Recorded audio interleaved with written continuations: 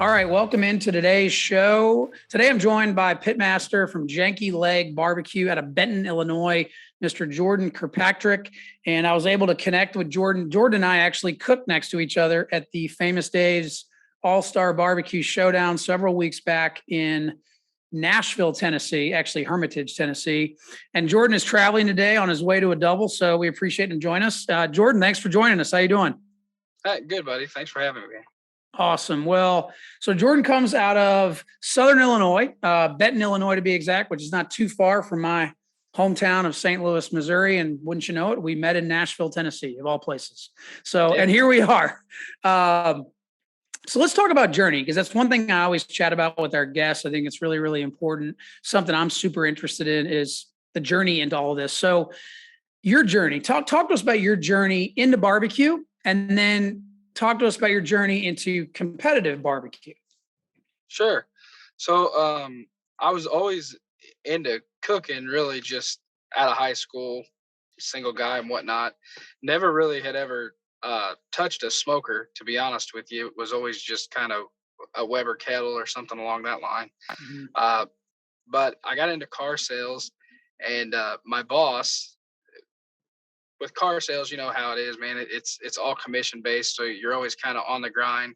But anyway, on Sundays, me and my boss, a friend of mine, his wife, and my now wife, she's my girlfriend at the time, we would just get together on the weekend, and he really was kind of into the barbecue side in the backyard, you know, and so he was kind of teaching me here and there, and we both were just kind of head first into it, and had kind of got to talking, and he's like, man, I thought about doing kind of a backyard contest, and I was all in. So we had ended up, I bought this pit that was garbage, and we loaded up on a utility trailer, and really that's how our name had came about. But this smoker, the wheel on it was on like big golf cart tires.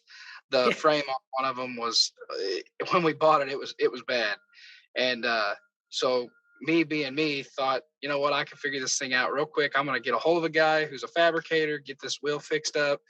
And well, needless to say, whenever we went to push it off the trailer, that fabricator didn't do his job, and that leg had snapped off, and we had to figure out something real quick to get this thing stand back up. But anyway, yeah, we went and did this backyard comp, and it was more of a, like everybody, we were just brought everything but the kitchen sink and a lot of beer. Yeah. And man, we ended up getting a call, and from that point forward, I was just headstrong into learning everything I could about barbecue. And we had just did that, you know, at a non-sanctioned, really just a bar that had put on a little comp. And after that, myself and my wife had really just, I was like, I'm going to do this thing. And she supports me in probably too much of the things that I want to do. And my buddy that had originally cooked with me,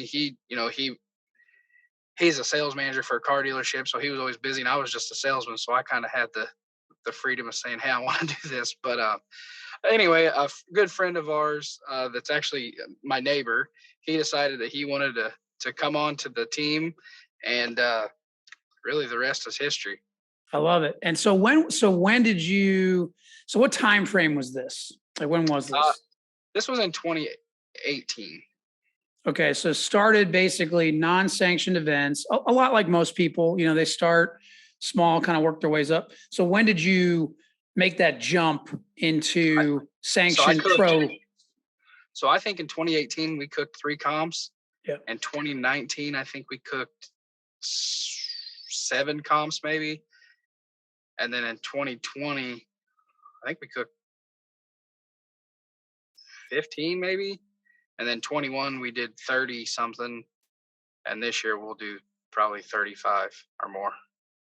So almost every weekend, or maybe three weekends a month. So you're cooking a lot, but also that gives you a lot of practice. And it showed obviously because you walked away with the grand champion at the All-Star Barbecue Classic. So that was a pretty neat thing to get amongst that crowd of competitors. Yeah. So when you made that jump, what was that like? What was the mindset? I'm really curious about the mindset when you made the jump from, okay, we're going to take the kitchen sink and drink some beer and maybe burn some meat in a parking lot to, all right, let's take it up a notch. Let's start competing. What was that mindset like? So anyone who knows me, without just sounding terrible, I mean, I'm just pretty much about like anyone in barbecue. I'm an all-in person. Yeah. I just don't really see the point of doing something unless you want to win. Uh, like I said, I've always been in sales and have always done pretty good in sales. And I've just always have told people, if I can't be right up there with the best of them, there's no real reason to do it. So I guess as far as mindset goes, I obsessed. Like I told you, I was in car sales, and I would sell a car, or I would hit my quota in my mind for the day. And friends of mine who are also car salesmen would laugh because you would walk into my office and I would have YouTube pulled up on 3 different windows, looking at 3 different barbecue videos. And, I just started learning everything I could. I took some classes. Uh, I did about like in any walk of life, anything you want to learn on or be passionate about, I found good people to surround myself with. And I'm not scared to ask anybody anything. So, uh, I had some friends that were from the jump were good barbecue guys, and they were more than open with me to teach me what I needed to know at that point. So you made a reference to this earlier in the show about how you guys got your name, Janky Leg BBQ, because it's a cool name, stands out. Sure. Yeah. So let's camp out on that. How did that name come about? So like I told you, that pit we bought, and I can't remember what we were, either like a little smoke or little smoky, something barbecue is what we were on that backyard comp. And so this smoker pretty much smoked from every orifice on it other than the stack. I mean, I remember the guy we cooked next to at that backyard comp, he was like coughing and hacking, and I'm pretty sure cussing me. But anyway, like I said, we took that. I had that leg supposedly fixed, and I thought that was going to be like the end all be all pit for me. And so yeah, we went to push that thing off the utility trailer. That leg snaps. The smoker falls pretty much. So anyway, we got the leg we got it set back up so it was kind of somewhat level, and cooked on that thing. And the whole day, like, you know how it goes. Something goes wrong, and you're trying to get your wires back straightened out, and it's just not working out. So here I am pretty much the whole time. Where I'm from, and I don't know if you've heard the term, but janky is pretty much a descriptive term for anything that's a piece of shit. And and that this smoker was it solidified janky. So I was the whole day, I'm like telling my wife, and the problem is I actually wanted to do really well at this thing, and I shouldn't say we all drank beer. She got completely obliterated, and and I think she's on their promo for that competition where she got the award, and I was already pissed off across the parking lot, and I heard our name, and I turned back around, and by the time I got back up there, the organizer was like, "Buddy, your girlfriend's already up here dancing with the trophy grandstanding." I'm like, "That sounds about right." But anyway, so on the way home, like I said, I had cussed this pit, and on the way home, once we did well, we had got home, and it was a terrible drive home. We ended up snapping a couple belts on the trailer tires, so the trailer was bouncing. We broke a couple ratchet straps. I was pretty confident I was going to be sued before I got to the house because that smoker was going to fall off and hit somebody. But we got home, and we were sitting in the park or in the driveway of my house, and my wife was like, "What do you think about the name Janky Leg?" And we both laughed, and I was like, "You're crazy." And we just laughed about that name and laughed about that name for about, I don't know, 3 or 4 days.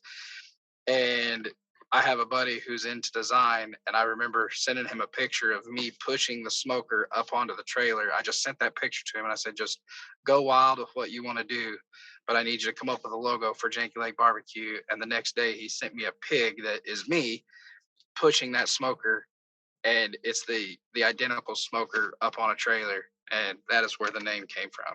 And there you go. Literally, it had a janky leg, and Yes. it smoked out his competition literally on both sides of him. It was terrible. But if it means anything, I think I put about, I don't know. I think I went to an actual like professional fabricator after that, and I had that smoker turned into a trailer model.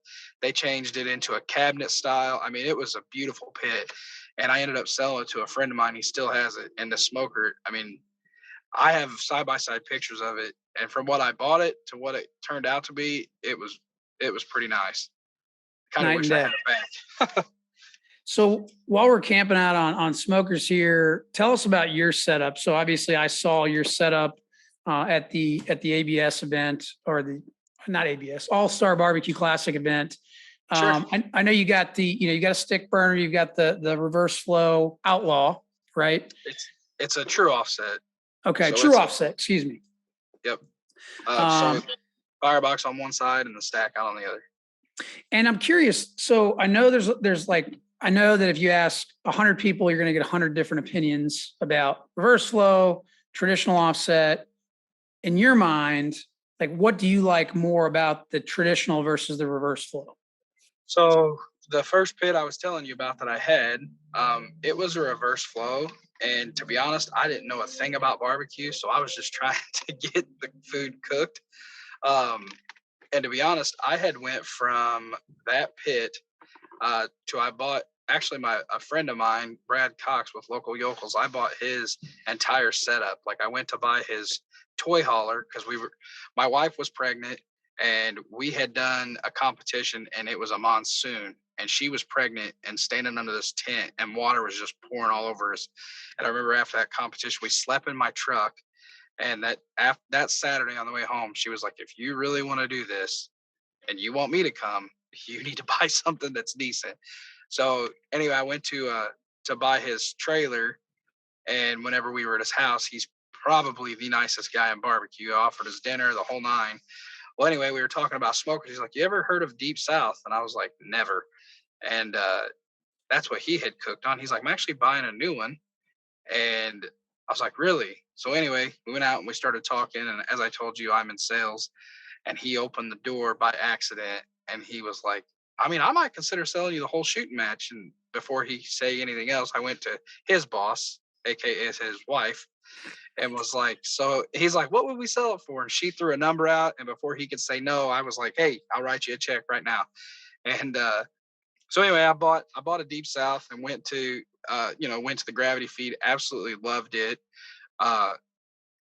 So to answer your question, I think I've cooked on every type of pit. That really is kind of the staple in barbecue. And I'm not gonna knock any of them. I guess to compare them, I mean, really, you're gonna turn out great food on any pit. It's just about how far you're willing to learn that pit. You're right. Yep. What I like about, I cook on an Outlaw and I cook on a drum. I cook on a Gateway drum as well. So I cook my chicken on my drum. What I like about the Outlaw is I was actually nervous to make the move because I had ran that reverse flow before, and I liked the way that that the heat traveled across the plate and then come back over the meat. But really, I didn't get too far into all the science and all that stuff of the cook on a reverse flow.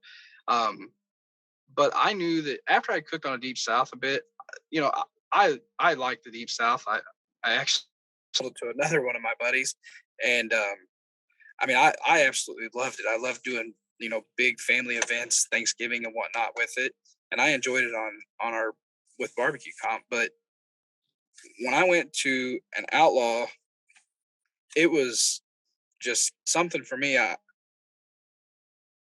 really like cool looking stuff, and one, just looking at an Outlaw, it's awesome.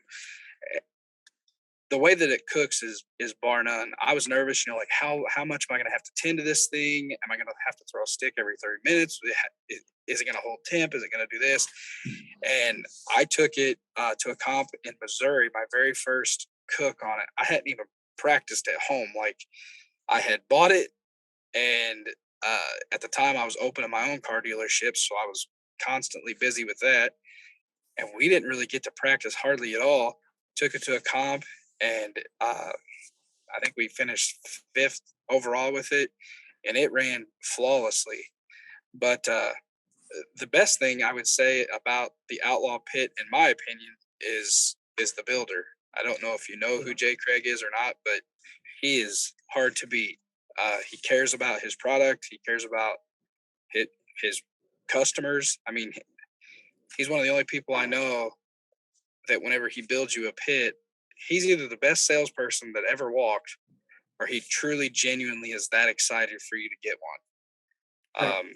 And he's just, and I've got 2 of them. The one you saw in Hermitage, that is my cart model. So I bought that from a friend of mine who had it built, and it's kind of a showpiece. You know, we put it out there around my pool at my house, and it's purple, and it looks really cool. But my other Outlaw is a cart model as well, and it's on my porch trailer. Mhm. And I just don't ever see myself going away from those pits. They're just top notch. And the other is the Gateway. I cook my chicken on that, and I've never even cooked a piece of chicken on my Outlaw. There's no reason to go away from the Gateway. They're a proven smoker that gets the job done. So are you obviously on the drum, you're cooking hot and fast. Are you cooking hot and fast on the Outlaw, or is that more low and slow? Yeah, so I cook over 300 on all my pits. I mean, I start my brisket over 400 degrees in the morning on the Outlaw. So Wow. yeah, we cook pretty hot and fast. That's all. Did you always, now when you got into it, were you a hot and fast guy from the get-go, or is that something you just adopted over time? You know, so I came in around 18. So I had, on my Deep South, I had cooked a slower timeline on big meats in the beginning. But then I actually changed everything around. I pretty much ran hot and fast on everything. Yeah. Now, was that when you started, did you start to notice like, better finishes, more calls, et cetera, when you went to hot and fast, or was it just kind of just more compressed timelines? So for me, I like to sleep. Yeah. And with the Deep South, you still could sleep, but you always, my biggest thing, to be honest with you, whenever I changed to go hot, was I had woke up one night, and I don't know if the electricity had went out, something had happened. And I remember coming out, and my pit was, I mean, it was like, I don't know, 120 something degrees. Yeah. And I was like, well, that ain't no good.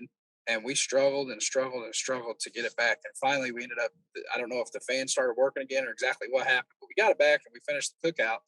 But from that point forward, I was like, I don't want to be in bed taking a chance of something happened. Right. And that's really whenever we had made to move to start trying to get up early in the morning and just cooking it the whole time while we're present with the cooker.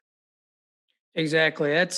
I'm glad you brought that up, because that's a shift that I've recently made, because I'm like you, I like to get sleep. And when I realized, that I can actually get some sleep and start cooking in the morning for those turn-ins, then it makes things a lot easier. You have a clear head, you're not tired, you're not cutting corners. Because one thing I've found is, if I'm tired or haven't had a good night's rest at a competition, I tend to get lazy. I tend to cut corners, and we're gonna, you don't, the focus is it's just not there. And Right. I also know, like, I started cooking Georgia Barbecue Association, and their first turn-in, they have 2 rounds of turn-ins, 10, 11, and noon. And so, it's much different. And when I made the transition over to KCBS, it was kind of a welcome reprieve to have an extra 2 hours before the first turn-in to get up 4:00, 4:30, start the pit, and away we go. Yeah. So Yeah, there's something to be said for that. I mean, yes, it's cool. 10 years ago, I'm 39. So 10 years ago, maybe 15 years ago, sure. I could, stay up all night, a couple nights in a row, no problem. It's not that way anymore. So, Yeah. Yeah. So I it's saw there in Nashville, you had your son with you. So that was probably the coolest thing for me that morning whenever we saw you guys loading in and I saw that you had him with you. So that to me means a lot because my 3-year-old, I don't know, we've done, I don't know, 65 or 70 comps, but he's only missed, I think, 5. I mean, he goes to every single comp with us. So I can only hope that we're still into it and he loves it whenever he's your son's age so he can get in there and help. That was good stuff, man, to see him out there, especially with like People's Choice, him trying to serve wings and whatnot to people, man. Putting them in those type of experiences, I think, are huge. Kids, man, you don't think back to it when we were kids, like it goes a long way. Could you imagine being out of the barbecue competition, talking to all these people coming through at what, 10, 12 years old? Yep. And just learning that communication. Today it's like, I mean, I have a 17-year-old son, and I remember when he was that age, I'm like, dude, get off the game, come outside. Like outside. It's one of those things, and to see him out there, that was good stuff. It was pretty cool. He kind of took it over, and I was like, buddy, if you want to run the wings and hand them out, knock your socks off. And he ran with it. And he's excited. We've got a comp down in Savannah, Georgia in 2 weeks that has a kids queue portion to it on Friday night. And so he and his brother, they teamed up on a previous competition, did the kids queue. So they ask me now every competition they know that I'm signed up for. Hey, is there a kids queue? Is there a kids queue? And there is sometimes and sometimes they're not, but those are also fun too. So when your son does get, my youngest son is 6. And so when your youngest son gets to that age, yeah, that's just super cool to see them. Like, they give the kids a grill, they get to keep it. I mean, it's kind of cool, because I do want to, part of this is to be able to pass on as a legacy. Like, hey, my dad didn't know a whole lot, but man, when it came to barbecue, he really knew his stuff. I want to pass that on. And because I do think that just competitively, if we look at the landscape, I want the competitive barbecue community and industry to flourish. And my concern is that, what I have seen, third-party observation, is that if you start separating the competitors away from these festivals, like if the competitors are 2 or 3 blocks away from all the action, I think that hurts a little bit because you don't get that public interaction with the teams. Now, granted, I don't always want public interaction when I'm at a competition. There's, obviously, like I don't want to be talking to anybody at like 11:45. But I do think it's important for the sport itself, if I can call it a sport, is to just get that, get more and more and more people interested. So yeah, it was super cool. Anytime you get a chance to do a kids queue, I would say do it. It's just a super, super cool thing to do. So tell us about this weekend. Let's talk about this double you're going to. Where is this double?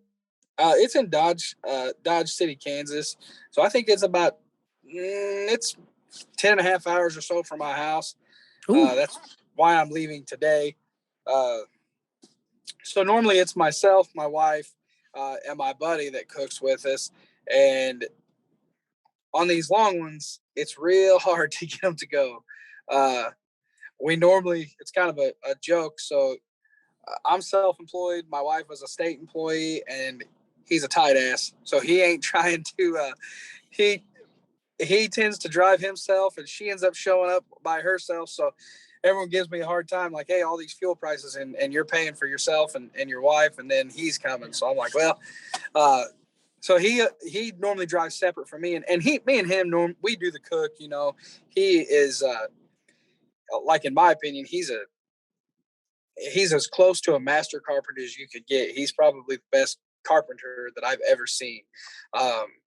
So with that being said, He's super attention to detail. You know, he likes to run the pit, and he claims that all I want to do is talk. So he's real good at like keeping me on task. So this weekend I'm cooking alone, Oh, and wow. yeah, so I hadn't cooked alone ever. I shouldn't just say a day. I've never cooked alone, but a few weeks back, or maybe it was even last month, I went to Lyle, Arkansas, by myself, and it was a far haul, and they couldn't go, and I'm not really a nervous type person, but I was about made myself sick. I had never cooked a comp before, and I'm like, oh my God, am I gonna be able to keep the thing straight? And like I said, we cook a lot, but you know how it is. If you've got a helper, you kind of know, they know kind of what they do, and you know what you do. And I pretty much, I'm a type A person, so I like to have my finger on everything. But anyway, knock on wood, we had some success. I went down there, and if anything could have went wrong, it did. But I ended up winning the grand down there, and that was big. Oh, hell yeah. Awesome, man. Yeah, it was good. So I'm hoping that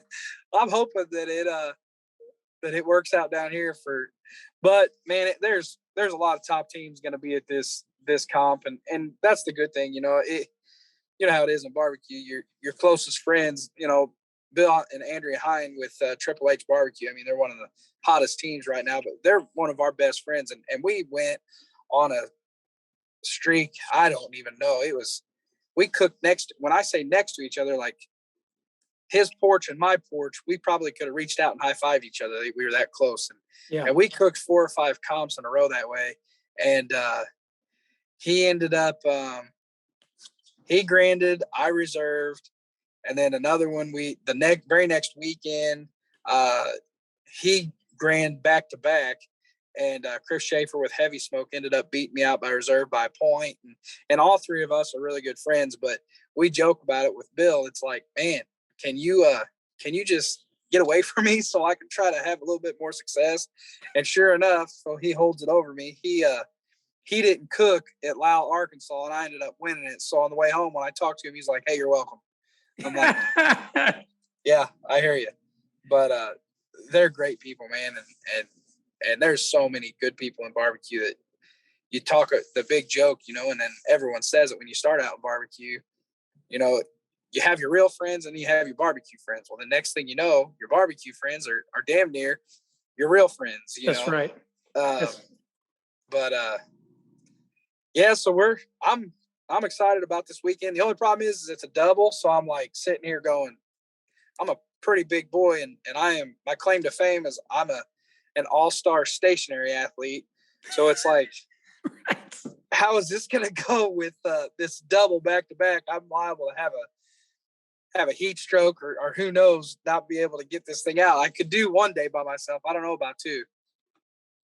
That is a tall task, no doubt. But you know what, man? My hat's off to you for embracing it. You embraced it last weekend with a bunch of butterflies, nervousness, you name it. Come out with the grand. Now you're going right back in right back in it, so to speak, with a double. So last weekend was cool, man. The All-Star, that deal was I'd never done that. I've never even done that format with World Foods, and that was another thing. I was super nervous with that. I was like, golly, I don't know hardly any of this, and we ended up. My wife, I can't take the credit for it. She's our really good friends from Local Yokels that I told you I bought that trailer and his pit from. His wife is, she's a world champion cheesecake cook. Oh, so perfect. She had really stepped up and helped my wife out with a lot of pointers, and we're great friends, and they've, to be honest, I can't take any part of that. All I did was run the smoker. Allie, my wife, she had taken control of that cheesecake, and that was the biggest thing with us. You know, we were worried about the timeline. And if you know anything about cooking a cheesecake, the cooling process is the main thing. And heck, I was studying every day. I think we practiced cheesecake 4 times in about 5 days. We had, for that eat category, I think we had practiced 3 or 4 different items, and we just kept coming back to cheesecake. And I was like, screw this. We're going with cheesecake. If it falls on its face, it falls on its face. Well, I was pulling out old beer drinking tricks, trying to figure out how you cool down something fast. So we were power cooling stuff. We put kosher salt in our ice and trying to get it really cold, and it worked out, man. So we were pretty stoked. Yeah, that was a great cook for our listeners. Janky Leg took the People's Choice, the wings. You guys took the anything goes category with the cheesecake, and then you guys took was it the ribs too? Mm-hmm. Yeah, so it was a country ass whooping is what it was. It was cool though. It was cool to see you guys, get up there. And you're right, that format. I've never cooked anything remotely close to that. We were just happy to be in the conversation. The big joke at our house is barbecue's getting in the way of our best barbecue life. That's exactly right. So, but yeah, anyway, like we were talking about, you guys had an awesome cook that weekend in Nashville. And like I said, hats off to you for embracing the solo cook by yourself down in Arkansas and taking the GC. And now you're headed out to Dodge City, which is where I believe, if I'm not mistaken, Wyatt Earp, way back when, that's his claim to fame. Yeah. I'm a big Tombstone fan. I love that movie. Yeah. So was my coworker. As soon as I said it, he was like, "Oh boy." Like, yeah, that's where I'll be. That's going to be fun. So last question for you as we wind down the show, because I know you probably want to get on the road. If you're cooking at the house, well, it's a 2-part question. If you're cooking at the house, not competition, at home, what's your favorite meat to cook? Man, I really love chicken wings. Chicken wings. Yep. Awesome. I am a fan of chicken wings. So here's the follow-up to that is, what's your go-to chicken wing rub at home? Or is it a combination? No. Heavy smoke white label. Heavy smoke white label. I want to say I've heard that name from Bill and Andrea before, haven't I? Yes. Okay. Because they were on the show a while back. I met Bill at a class we did in Georgia in January and had them on the show. Mm-hmm. And I remember him talking about heavy smoke. So heavy smoke white label. I'm going to have to look into that one. So it's a solid rub, man. It's good stuff. It's good stuff. I love it. Well, Jordan, we appreciate you taking the time again, especially when you're traveling. And we will, get this out there. And for our listeners, take some time, follow Jordan. You can find him on Facebook, Janky Leg BBQ. Are you guys on Instagram? No. Not on Instagram, but definitely take a moment, look him up on Facebook. Super awesome people. I was able to meet Jordan, his wife, and his buddy Teen Wolf. Literally, the guy introduced himself as Teen Wolf, which was awesome. And I called him Teen Wolf the whole time we were there. So it was even better. That's his name. I didn't know his real name for the first 3 or 4 years I knew him. But that is his name, and everyone in barbecue knows him as that. He is a staple on Janky Leg BBQ. He's a man of few words, and I've always said if he speaks, there's 2 things going to come out: the truth and possibly a little bit of someone who's a smartass. There it is. I love it. Well, again, thanks for coming on the show, man. Really appreciate it, and best of luck. Good smoking luck this weekend. Absolutely, man. I appreciate it.